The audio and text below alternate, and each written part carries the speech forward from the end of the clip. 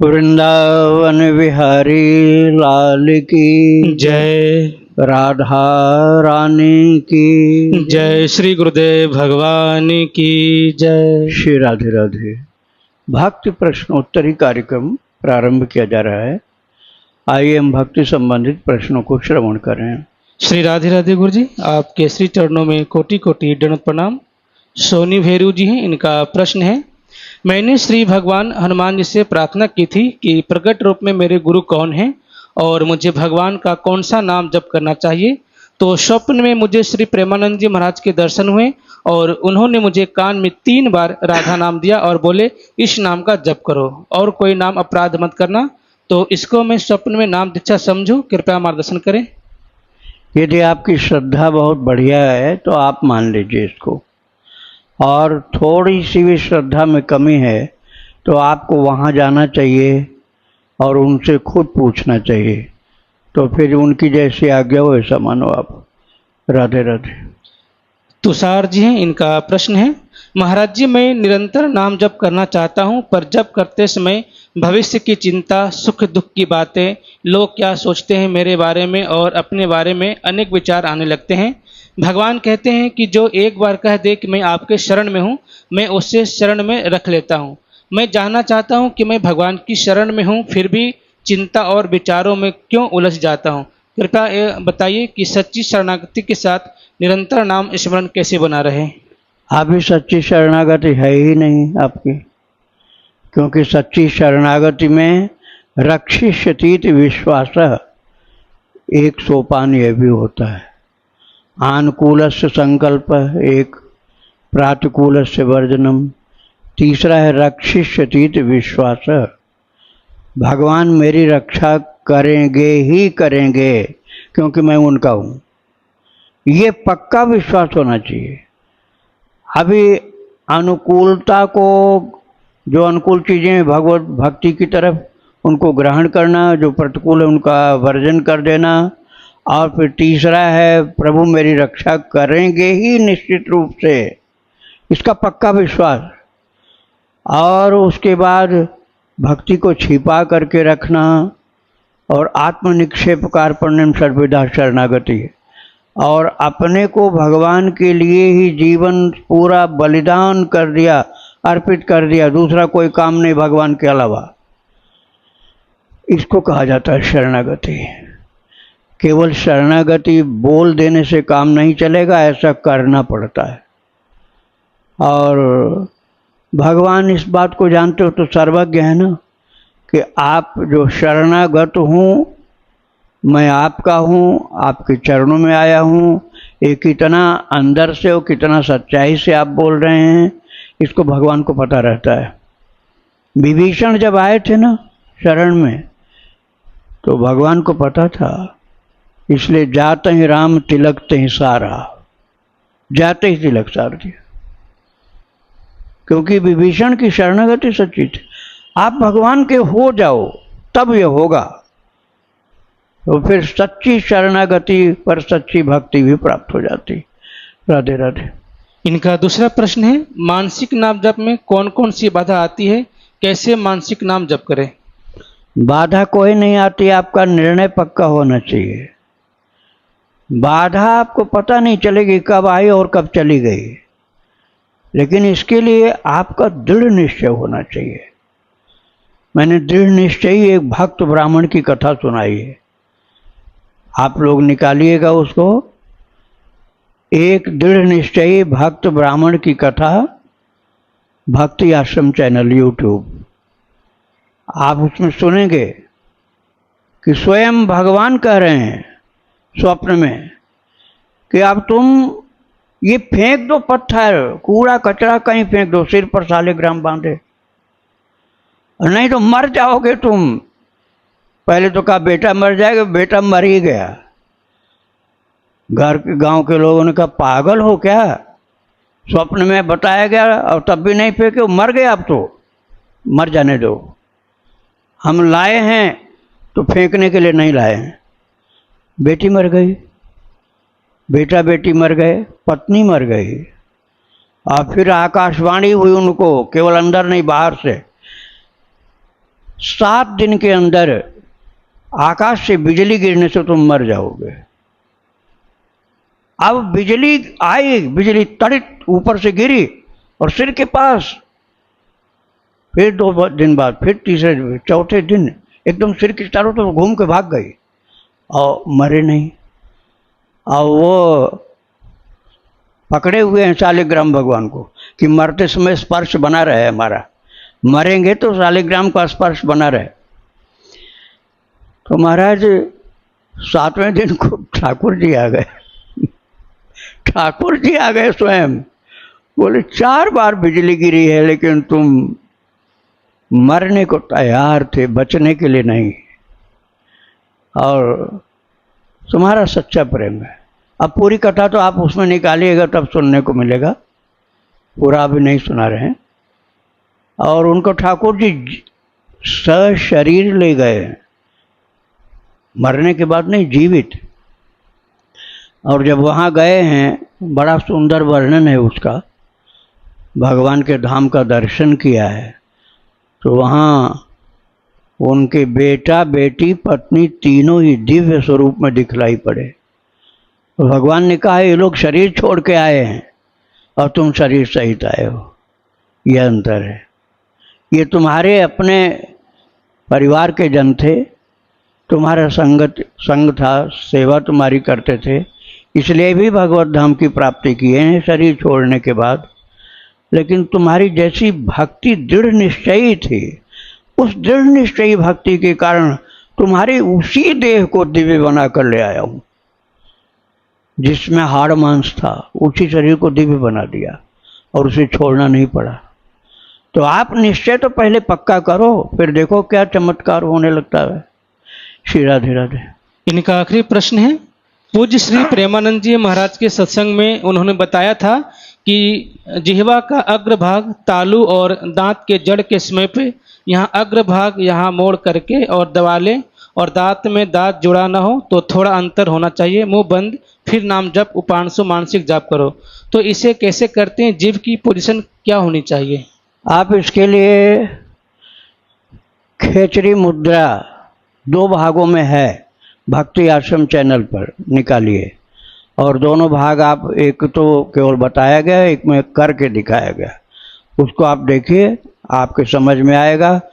फिर उसके बाद अभ्यास आपको करना है और धीरज के साथ अभ्यास करना है, समय लगेगा। पहले तो घाटी के निकट में ही पहुंचेगी जीवा, जैसे आप बता रहे हैं, उसको कहा जाता है सरस्वती मुद्रा, जो आपको बताया गया। और उसके और पीछे जब जीव जाएगी तब खेचरी मुद्रा होती। राधे राधे। पांचो राम जी, इनका प्रश्न है, गुरुदेव मैं एक मजदूर हूँ, मजदूरी करता हूँ, कृपया मुझे बताएं कि मुझे भगवत प्राप्ति करने के लिए मुझे क्या करना होगा, और भगवत प्राप्ति के लिए कौन सी साधना करनी पड़ेगी, कितने घंटे भजन करना पड़ेगा, और क्या भगवत प्राप्ति ब्रह्म मुहूर्त में उठ के ही करना पड़ता है या बिना ब्रह्म मुहूर्त में उठ के भी कर सकता हूँ, साधना कर सकता हूँ? देखो, भगवान के यहाँ कर्मकांड वाला नियम नहीं चलता है। अब कर्मकांड के हिसाब से तो ये है कि सूर्योदय के समय सोते रहोगे तो पुण्य नष्ट हो जाएगा, कर्मकांड की यही बात है। लेकिन ग्वारिया बाबा गए हुए थे, नर्मदा नदी के किनारे एक साधु सो रहे थे, सूर्योदय हो चुका था और सोते रहे। तो ग्वारिया बाबा ने कहा, ए सूर्योदय हो गया, साधु हो तुम, सो रहे हो अभी?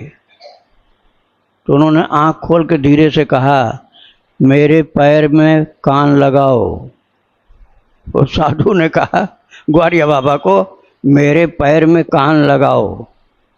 तो ग्वारिया बाबा जाके उनके पैर में कान लगाए तो भगवान का नाम खूब सुंदर आवाज में उनके चरण से निकल रहा था। फिर बोले, मेरे शरीर में कहीं भी तुम अपना कान लगा लो। शरीर में हर जगह जप हो रहा था उनके।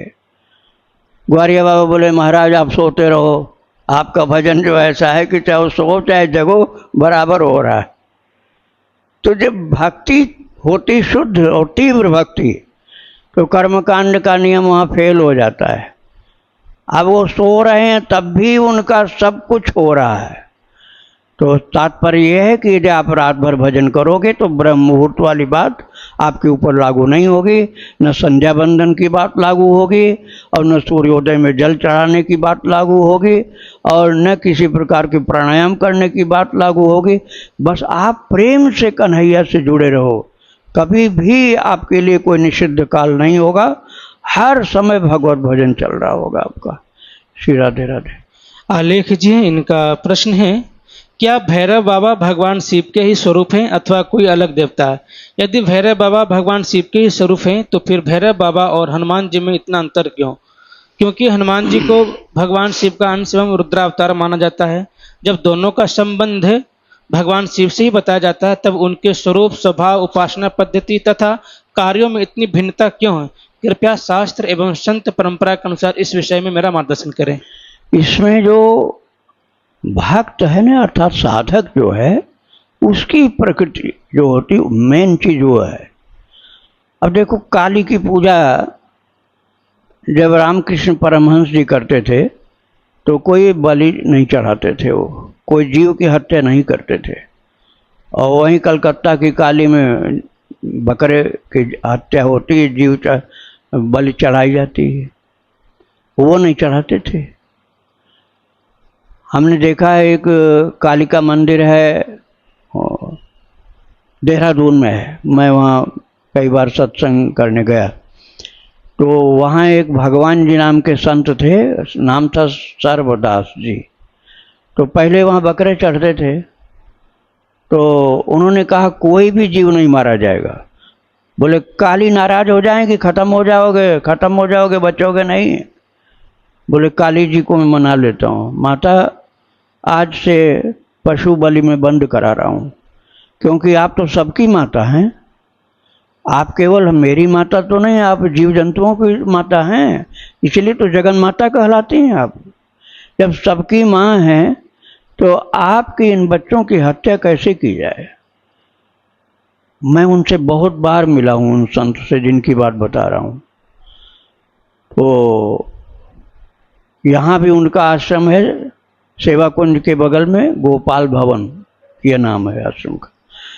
तो महाराज उन्होंने हाथ पर अपने दीपक जलाया था, हाथ पर बिना कटोरी के, और काली की आरती की। बोली माँ बस अब आपके यहाँ बलिदान नहीं होना चाहिए।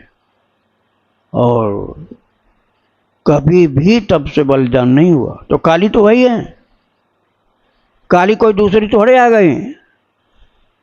भक्त जो है वो अपनी भावना से शुद्ध हो तो किसी प्रकार के तामसिक पूजन की आवश्यकता नहीं रहती है, चाहे काली हो चाहे भैरव हो।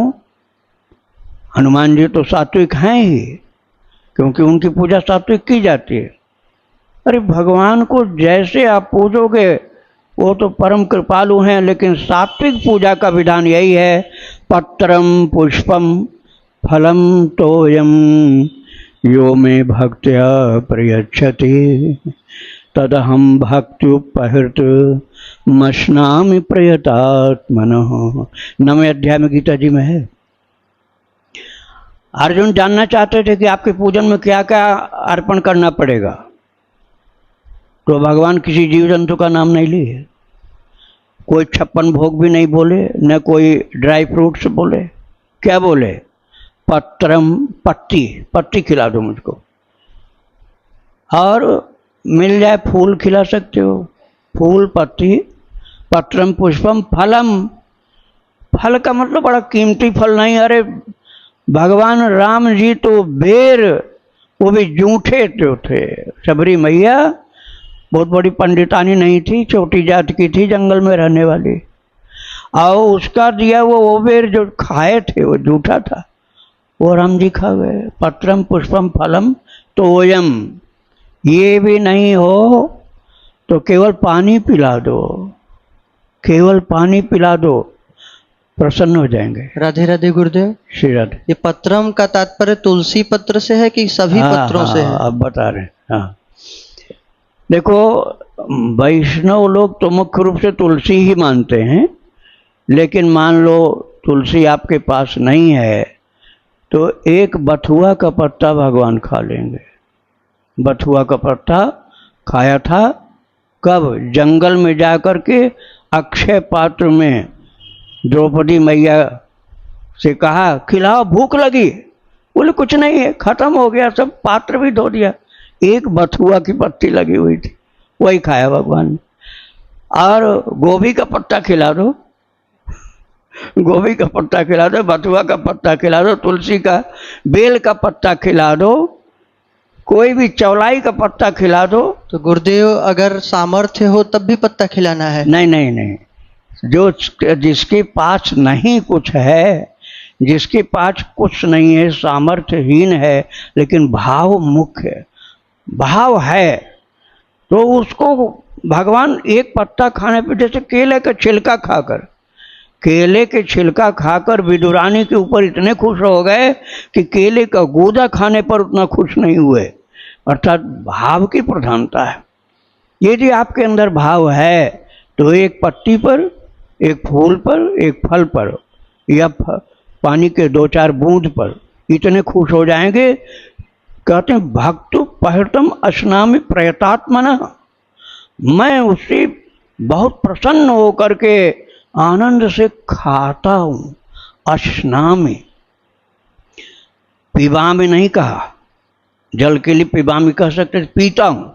अस्नामि अर्थात खाता हूँ, तात्पर्य स्वाद ले लेकर धीरे धीरे धीरे चबा चबा करके आनंद से उसको खाता हूँ। झटपट नहीं खा जाता हूँ, रस लेता हूँ पूरा। तो आप यदि साधक हैं तो अपने जीवन को सात्विक बना लो। देखो देवी देवता सब आपके लिए प्रसन्न हो जाएंगे। अब आप कहोगे नहीं हम तो भैरव को शराब ही चढ़ाएंगे, हम तो काली को बकरा ही चढ़ाएंगे, तो आप सात्विक खुद नहीं हो तो देवी देवता को क्या दोष देते हो? आप सात्विक हो जाओ, वो प्रसन्न हो जाएंगे आपके ऊपर। श्री राधे राधे। हेम जोशी जी हैं, इनका प्रश्न है, महाराज जी मेरी शंका यह है कि एक तरफ तो कहते हैं कि भगवान के नाम में इतनी शक्ति है कि जीव उतना पाप कर ही नहीं सकता है, और दूसरी तरफ कहते हैं कि भगवान जो भगवान का नाम है, नाम महाराज पाप काटने में लगे हैं। यह दोनों संभव कैसे है? एक नाम में इतनी शक्ति है जो है वो आप मानते कहो? एक नाम बोलने के बाद यही मानते हो ना कि हम तो बहुत बड़े पापी हैं, बहुत बड़े पापी हम हैं। नाम महाराज ने हमारा पाप काटा, इस बात को कहाँ मानते हैं? अर्थात हमारा विश्वास कमज़ोर है, विश्वास कमज़ोर है। और कल मैंने बताया था विश्वासी को एक गंगा स्नान के बाद क्या लाभ मिला था। कल जो श्रवण किए होंगे उनको याद आ गया होगा। विश्वास आपका पक्का हो तो महाराज थोड़े नाम से बहुत ज़्यादा फायदा हो जाएगा। लेकिन वो विश्वास तब होता है ना जब भगवान के ऊपर पूरा भरोसा हो।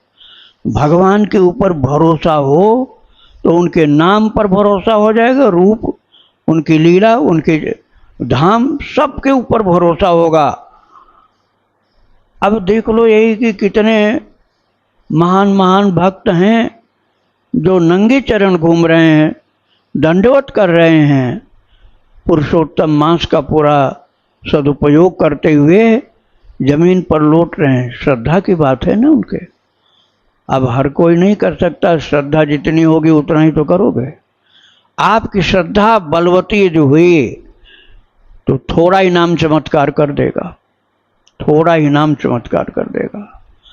और यदि आप बुराई करते रहे, संतों की बुराई, भक्तों की बुराई, मंदिरों की बुराई, धाम की बुराई, सब की बुराई बुराई आप करते रहे तो फिर श्रद्धा कमज़ोर हो जाएगी, बहुत कमज़ोर हो जाएगी। इसलिए ये दोष जो है इससे बचो और भगवान के ऊपर बहुत श्रद्धा करो। भगवान ने ज्ञान भक्ति सबके लिए श्रद्धा बताया। श्रद्धावान लभते ज्ञानम तत्पर संयतेन्द्रिय, 4थे अध्याय में गीता जी में भगवान ने कह दिया श्रद्धावान होगे तब ज्ञान मिलेगा। और तुलसीदास जी ने कह दिया भवानी शंकरो वंदे श्रद्धा विश्वास रूपिणो याभ्याम विना न पश्यन्ति सिद्धा स्वांतस्थमीश्वरम। जिनके बिना अर्थात श्रद्धा विश्वास के बिना सिद्ध को भी भगवान नहीं दिखलाई पड़ते हैं, वो श्रद्धा और विश्वास हैं, वो भवानी और शंकर के रूप हैं। मतलब भवानी और शंकर हमने नहीं देखा हो और भले नहीं दिखलाई पड़े, लेकिन श्रद्धा और विश्वास यदि हमारे अंदर है तो वो प्रकट हो जाएंगे, अनुभव में आ जाएंगे, दर्शन दे जाएंगे।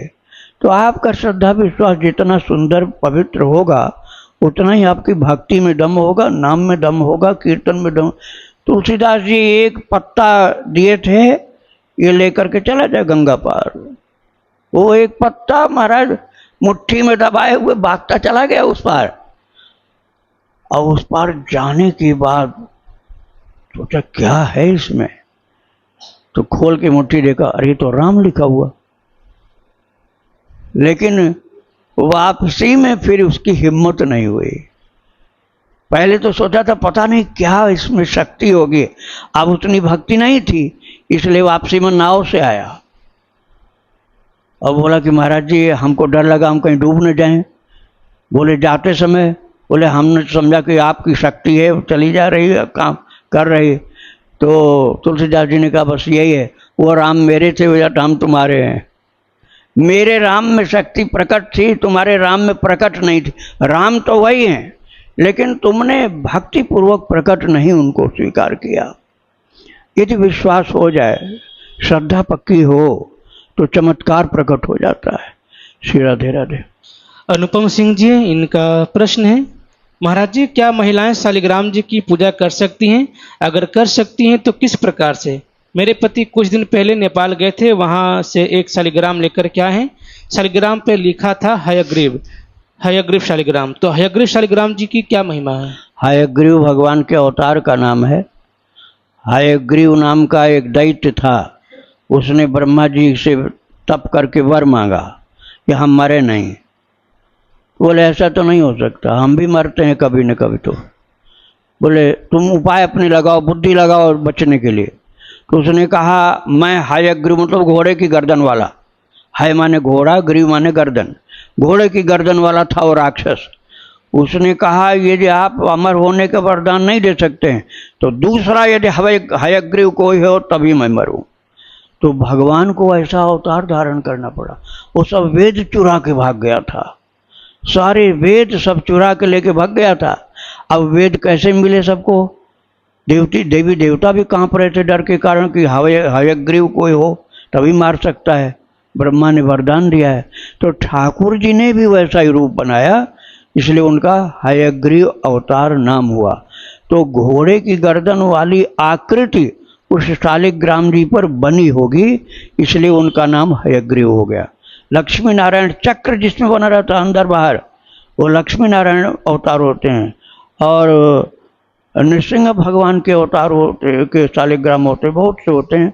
मृत्यु काल में छाती पर रख दो कपड़ा हटाकर, मरणासन के ऊपर, मरणासन की छाती पर से कपड़ा हटा के शालिग्राम रख दो, निश्चित ही वैकुंठ की प्राप्ति होगी, इसमें कोई संदेह नहीं है। शालिग्राम को माता नहीं पूजे, ये बात महामूर्खता की है। जिस माता को सर्वप्रथम शालिग्राम की प्राप्ति हुई वो गंडकी माता थी। संसार की दृष्टि में वेश्या थी लेकिन भक्त थी वो। उन्हीं माता को सर्वप्रथम भगवान शालिग्राम प्राप्त हुए, वो भी गोद में वरदान मांग लिया कि मेरी गोद में सदा विराजमान रहो। भगवान ने कहा गंडकी अब तुम नदी बन जाओ और मैं शालिग्राम बन जाऊंगा, तुम्हारी गोद में सदा लेटा रहूंगा। ये तो सतयुग की बात है। और जलंधर की पत्नी जो वृंदा थी, उसने श्राप दे दिया था अज्ञानवश, लेकिन पतिव्रता होने के कारण श्राप लग गया। स्वीकार कर लिया ठाकुर जी ने कि तुम परम चेतन होकर जड़ जैसे काम किए हो। छल कर टार्युता सुव्रत प्रभु सुर कारज कीन, जब ते ही जाने मरम तब श्राप कोप कर दीन। उसने श्राप दे दिया था भगवान को, पत्थर हो जाओ। और फिर ठाकुर जी ने ऐसे कर दिया, माया हट गई। रोने लगी, चरणों में लौट गई, प्रभु मुझे माफ करिए, मेरे वचन सत्य न होने पाए, श्राप झूठा हो जाए। भगवान ने कहा, मम इच्छा कह दीन दयाला, ये श्राप मेरी इच्छा से हुआ है, क्योंकि मुझे आगे शालिग्राम होने का वचन मैंने दे दिया है गंडकी को, तो अब वो तुम्हारा श्राप भी लग गया, एक भक्त का आशीर्वाद, और अब तुम तुलसी बन जाना। वृंदा को, जलंधर की पत्नी को करिए तुम तुलसी बन जाना, और तुलसी के द्वारा मैं सेवित पूजित होता रहूँगा, श्रृंगारित होता रहूँगा। तो महाराज, एक तो उनकी बात हुई जो माता गंडकी थी, और अब मैं कलयुग की बात बताऊँ आपको। कलयुग की बात,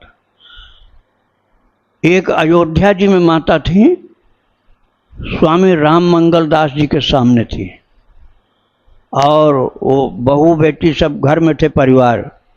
तो वो सुबह बोल देती थी कि आज हमारे घर ये साधु आएंगे। तो बहुएं पूछती थी, अम्मा आपको कैसे मालूम कि ये साधु आएंगे? बोले देख लेना आते हैं कि नहीं। आ गए, वही साधु आए। तो बहुओं ने पूछा, आपको कैसे मालूम था कि ये साधु आएंगे? तो माता ने क्या कहा, ये जो करियऊ है ना हमारे पास, करियऊ मतलब शालिग्राम भगवान, तो शालिग्राम भगवान को करियऊ कहती थी वो माता। ये जो करियऊ है ना, इन्होंने मुझे सवेरे ही बता दिया जब मैं नहला रही थी इनको, कि आज ये साधु आएंगे तुम्हारे यहाँ। अब बताओ ठाकुर जी कितने खुश के सब बता रहे हैं, और तुम कह रहे हो शालिग्राम छूना नहीं चाहिए माता को। चित्रकूट में एक माता थी, गोपालाचार्य जी बताए थे हमको, संत गोपालाचार्य जी, जो आचार्य संप्रदाय के, जिनके शिष्य एक बहुत प्रसिद्ध वक्ता हैं अयोध्या जी में। तो उन्होंने बताया था कि चित्रकूट में जो माता थी उसके अंदर ऐसी भक्ति थी कि महाराज शालिग्राम टेढ़े मेढ़े तिरछे वाले जो मिल जाएं, लाला अच्छा सुंदर सा बन जा, सुंदर सा बन जा, हथेली पर ले रखिए, ऐसे हाथ कर रहे, अच्छे से बन जाओ ना, गोल शालिग्राम, कोई मशीन नहीं, कहीं घिसना नहीं, और कोई दबाव नहीं, ठोकना पीटना नहीं, और शालिग्राम जी गोल बन गए। चित्रकूट में थी वो। ये कलयुग की बातें 100-200 साल के अंदर की मैं बता रहा हूँ। तो भगवान किसी के लिए पराये नहीं होते हैं, भगवान सबके लिए अपने होते हैं। आप भाव के साथ उनकी पूजा करिए, वो कृपा करेंगे। श्री राधे राधे। गुरुजी, एक प्रश्न है शालिग्राम जी की सेवा को लेकर। महाराज जी, जो स्कंद पुराण, पद्म पुराण और वाराह पुराण में लिखा हुआ है, तो क्या वह गलत लिखा हुआ है कि स्त्रियों को छूना नहीं है शालिग्राम को? आज इस विषय में समझ लो। मैंने कथा सुनाई है, चरित्र सुनाया है गया प्रसाद जी महाराज का, जो रहते थे गोवर्धन जी में। उनका बड़ा कठोर नियम था, पक्का, स्त्री का मुंह नहीं देखेंगे, न वहाँ आनी चाहिए, न मुंह दिखाना है उसको। बहुत सावधानी से रहते थे, कोई आ नहीं सकती थी स्त्री। और उषा माता जी, उषा बहन जी, जिनका चरित्र 30 भाग में मैंने सुनाया है, वो गई। उन्होंने कहा बुला लो बुला लो, बैठा दिया। और ब्रजवासी तो पूछ बैठे, ब्रजवासी ऐसे अटपटे थे, बाबा बताना पड़ेगा, कोई स्त्री नहीं आती, ये कैसे बुला लिया आपने? बोले इनकी स्त्री संज्ञा ना है। उन्होंने कहा गया प्रसाद जी ने कि इनकी स्त्री संज्ञा ना है। जो स्त्री के साथ रहने पर दोष बताया गया है वो स्त्री नहीं, अर्थात ये इनकी स्त्री संज्ञा ना है। ये तो कन्हैया की सखी है, ये राधा रानी की, कृष्ण की सखी है, इसकी स्त्री संज्ञा नहीं। इसके बाद राधा बाबा, श्री हनुमान प्रसाद पोद्दार जी और हनुमान प्रसाद पोद्दार जी की धर्म पत्नी रामदेई माता, ये तीनों पधारे एक साथ। और वहीं लक्ष्मी नारायण मंदिर में, पुलिस चौकी के बगल में, पुलिस स्टेशन के बगल में वहीं है जहाँ रहते थे महाराज जी का। मैंने कई बार दर्शन किया था। तो हाथ जोड़ के खड़े हुए और राधा बाबा ने तो सिर झुकाए और पोतदार जी महाराज सिर जमीन पर रखने लगे और वो दंडवत किए गया प्रसाद जी महाराज। और अब वो पीछे खड़ी थी, रामदेवी माता पीछे खड़ी थी। बाबा तुरंत नया कंबल ले आए, गया प्रसाद जी महाराज नया कंबल ले आए और झटपट अपने हाथ से 4 परत करके बना करके और रखा सामने और कहा माता जी आप विराजिए, आप विराजिए। खुद कंबल बिछाया और रामदेवी माता को बैठाया। क्या मतलब हुआ? और स्त्रियों को आने नहीं देते हैं। इसका मतलब हुआ विशेष प्रतिभा, विशेष शक्ति, विशेष भक्ति, विशेष ज्ञान, वैराग्य शक्ति संपन्न जो माता है वो पूज्य होती है। अनुसुईया माता का आशीर्वाद लेने के लिए राम जी गए थे, सीता माता गई थी आशीर्वाद लेने के लिए अनुसुईया माता का। अनुसुईया माता अत्रि की धर्मपत्नी, जिनके दत्तात्रेय, चंद्रमा, दुर्वासा ये 3 साक्षात भागवतीय शक्ति संपन्न पुत्र थे। तो इसका मतलब यही हुआ कि जो बात आपको निषेध की मिली है कहीं, वो सर्व सामान्य स्त्रियों के लिए मिली है। और जो मैंने बताया है कि स्त्रियां खूब पूजा करें, वो श्रद्धावान भक्तिमती स्त्रियों के लिए कहा है। श्री राधे राधे। भगवान, आजकल मार्केट में जो दही मिलती है वो अक्सर या तो भैंस की होती है, तो आजकल मार्केट में जो मिलती है वो या तो भैंस की होती है या फिर जो हाइब्रिड गायें होती हैं उनकी होती है। तो क्या भगवान वो सात्विक होता है, उसका भोग? नहीं होता, बिल्कुल नहीं होता। आप उसका भोग नहीं लगा सकते हो। कोई मरीज पड़ा हो बीमार, जिसको डॉक्टर ने बता दिया हो कि दही खिलाना बहुत जरूरी, उसको खिला सकते हो। मरीज को प्राण की रक्षा के लिए खिला सकते हो, लेकिन भगवान का भोग उस दही का नहीं लगेगा। भगवान के भोग के लिए देसी गाय के दूध का बना हुआ दही हो, उसका भोग लगाओ। और कोई मरीज हो, कोई भूखा प्यासा हो, कोई परेशान हो, तो जो आप बता रहे हैं उसको भी आप दे सकते हो बिना भोग लगाए। श्री राधे राधे। राधे राधे गुरु जी। मेरा प्रश्न ये है कि गुरु के प्रति निष्ठावान कैसे बना जाए? श्री राधे राधे। गुरु भक्त जो चरित्र सुनाए गए हैं उनको श्रवण करने पर हो सकता है। जैसे गया प्रसाद जी का मैंने अभी बताया ना, महान गुरु भक्त थे, उड़िया बाबा उनके गुरुदेव थे। अब आप ये समझिए कि कहाँ गोवर्धन में रहते थे उड़िया बाबा, वृंदावन में, और वृंदावन की तरफ पांव फैला कर नहीं सोते थे वो। गया प्रसाद जी गोवर्धन में और वृंदावन की तरफ पैर फैला कर नहीं सोते थे। लोगों ने पूछा इधर क्यों नहीं पैर फैलाए महाराज जी? तो उधर हमारे गुरु जी हैं, उधर हमारे गुरु जी हैं, इसलिए हम पैर नहीं फैलाएंगे। टट्टी पेशाब भी उधर मुंह करके नहीं करते थे, वृंदावन की ओर मुंह करके। श्रद्धा की बात ही अनोखी होती है, वो बहुत ही भक्तों को प्राप्त होती है। तो गुरु भक्ति के लिए आप महान महान गुरु भक्तों का चरित्र श्रवण करो। हम आपको और बता देंगे, अभी तो गया प्रसाद जी का ही बताया है, उनका आप श्रवण करो। महान महान गुरु भक्त हुए हैं, शिवाजी समर्थ गुरु रामदास जी के, और भी बहुत से हुए हैं, स्मरण करके हम आपको बता दें। वो सुनने से ये होता है सर। राधे राधे। वृंदावन बिहारी लाल की जय। राधा रानी की जय। श्री गुरुदेव भगवान की जय। श्री राधे राधे।